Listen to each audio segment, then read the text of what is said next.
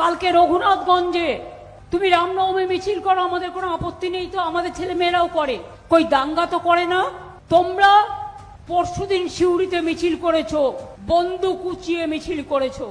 আমি জানি না কেন administration is not taking action. আপনারা আমাকে দোষ দেবেন না, আমার থেকে সব কেড়ে নিয়েছে, সব নিজেদের মতো অফিসার রিক্রুট করেছে, উকুন বাছার মতো বিজেপি লোক দেখে দেখে বাঁচছে। ওরা জানে না যতই বাঁচো বাংলায় আমরাই থাকবো, এবং আমরা চাই সবাই নিরপেক্ষভাবে কাজ করুক। তুমি আমার হাত থেকে লোক সরিয়ে দিয়ে রঘুনাথপুরে কালকে দাঙ্গা করেছো, বিজেপি করেছো তুমি, তোমার লজ্জা থাকা উচিত। সেই জন্যই সবাইকে সরিয়েছো যাতে দাঙ্গা করা যায়। রঘুনাথগঞ্জের দোকান ভেঙেছো, লুটপাট করেছো।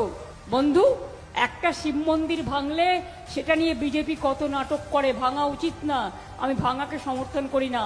কাশী বিশ্বনাথ মন্দির করতে গিয়ে কত মন্দির ভেঙেছিল বিজেপি। দিল্লির কালীবাড়ি ভেঙে উড়িয়ে দিয়েছিল। আমি কেন জগন্নাথ ধাম করেছি? আমি খুব পাপ করেছি।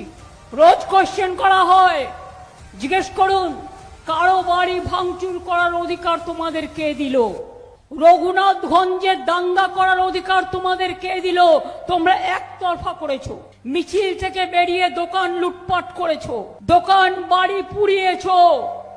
আজ না হলেও কাল তোমাদের একটাকেও ছাড়বো না।